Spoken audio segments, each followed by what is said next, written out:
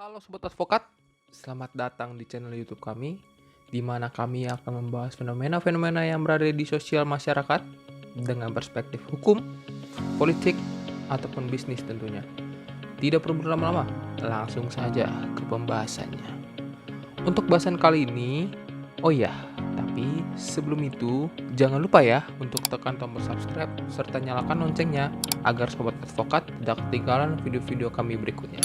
Oke, langsung saja, check it out.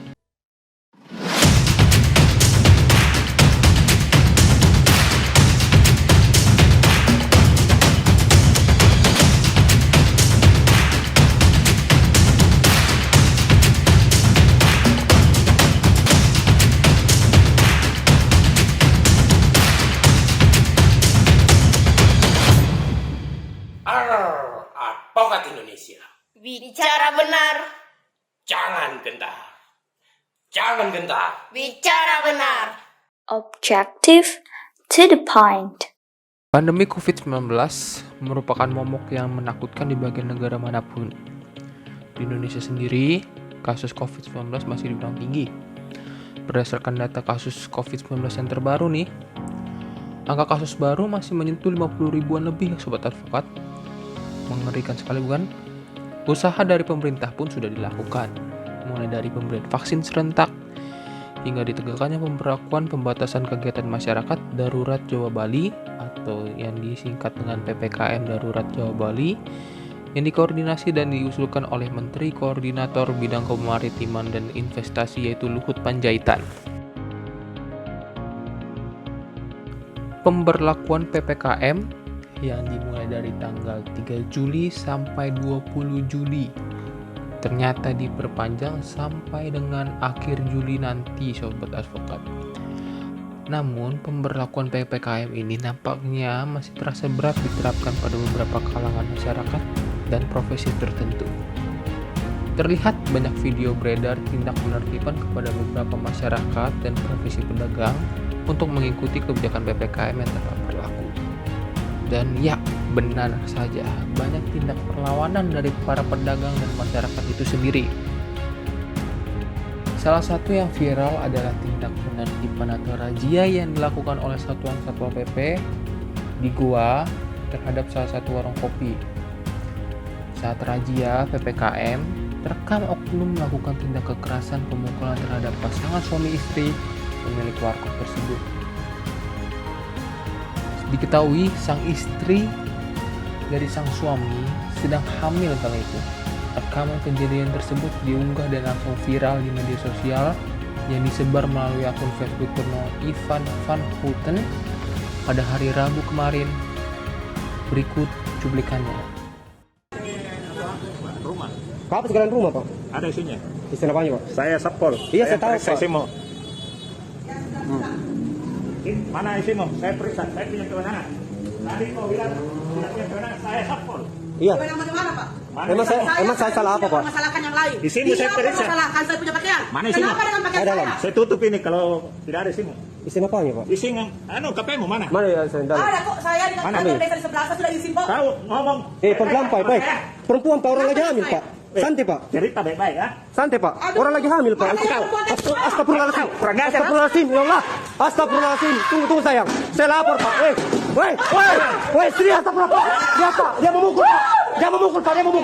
Dia memukul, Pak. Kurang ajar dia memukul. Pak, lihat, Pak. Pak. Astagfirullahaladzim. Saya bebas di sini, Pak. Ini rumah saya, Pak. Jangan saya. Astagfirullahaladzim, lihat, Pak. Anda anggota seperti itu. Astagfirullah. Astagfirullah, dia memukul, Pak. Lihat, Pak, dia memukul ya. Dia memukul istri saya juga, Pak. Astagfirullah. Tunggu saya lapor. Tunggu saya. Bapak polisi. Sudah, Bapak polisi loh. Saya sudah amankan. Bapak polisi loh. Dia memukul istri saya. Lagi hamil istri saya, Pak. Lagi hamil, dia pukul, dia tampilin. Tunggu ya. Astagfirullah. Melihat hal tersebut, banyak komentar tidak mengenakan dilontarkan kepada pihak Satpol PP. Sebenarnya Satpol PP itu apa sih? Setelah tindakan yang dilakukan oknum Satpol PP tersebut, akan terjerat hukum apa sih? Lalu siapa sih sebenarnya yang benar-benar melawan hukum atas kejadian tersebut? Apakah tindakan Satpol PP itu sudah terorganisir, apakah dari atasannya ataukah emang dari tindakan naluri dari oknum yang memukul itu sendiri. Sebelum kepada hukum, apa yang menjerat oknum Satpol PP itu, ketahui dulu apa itu Satpol PP dan apa tupoksinya. Satpol PP atau lebih dikenal dengan Satuan Polisi Pamong Praja yang landasan hukumnya diatur pada Peraturan Pemerintah Republik Indonesia Nomor 16 Tahun 2018 tentang Satuan Polisi Pamong Praja.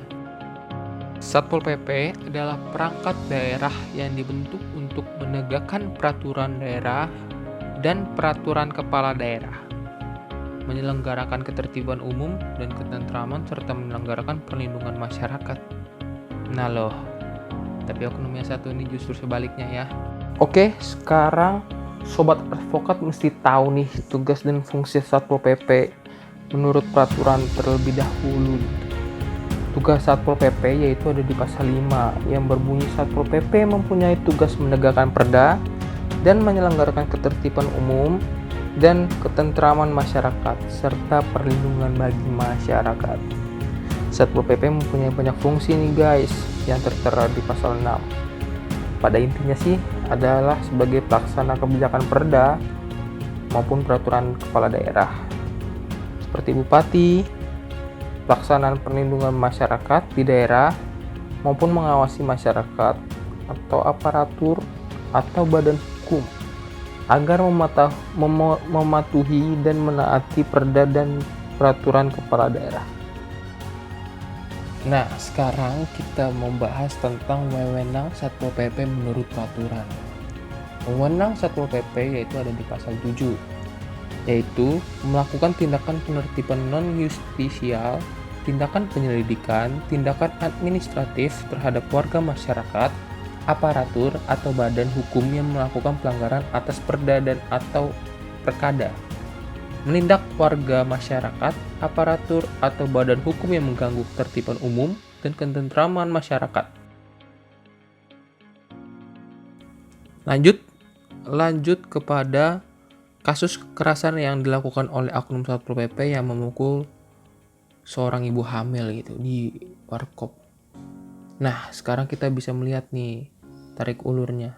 Kasus pemukulan anggota Satpol PP terhadap warga ternyata telah melanggar kewajiban Satpol PP itu sendiri loh dalam menjalankan tugas yang tertera di pasal 20 yang berbunyi menjunjung tinggi hak asasi manusia, menaati peraturan perundang-undangan dan kode etik serta nilai agama dan etika, bertindak objektif dan tidak diskriminatif, dan memelihara persatuan dan kesatuan bangsa.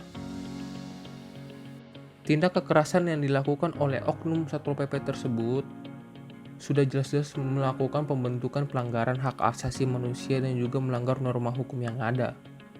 Norma sosial pun dilanggarnya karena di dalam budaya kita dalam penyelesaian konflik dilarang menggunakan kekerasan. Kalau bisa digunakan secara kekeluargaan terlebih dahulu.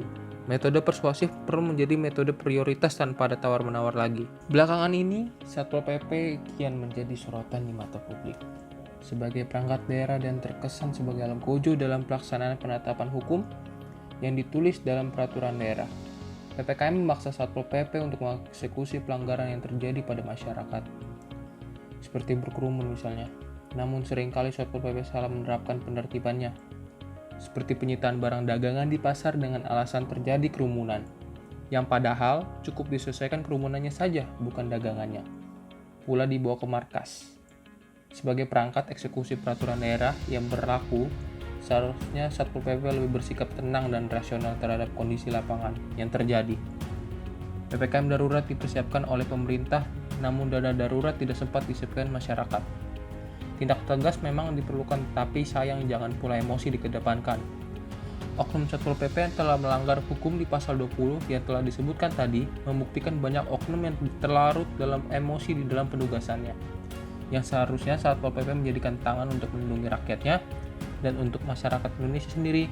Mari taati hukum yang berlaku untuk saat ini, karena hukum atau peraturan yang dibuat untuk menghadapi COVID-19 ini akan kembali baik untuk diri kita sendiri. Sampai sini saja dulu untuk pembahasan di video kali ini.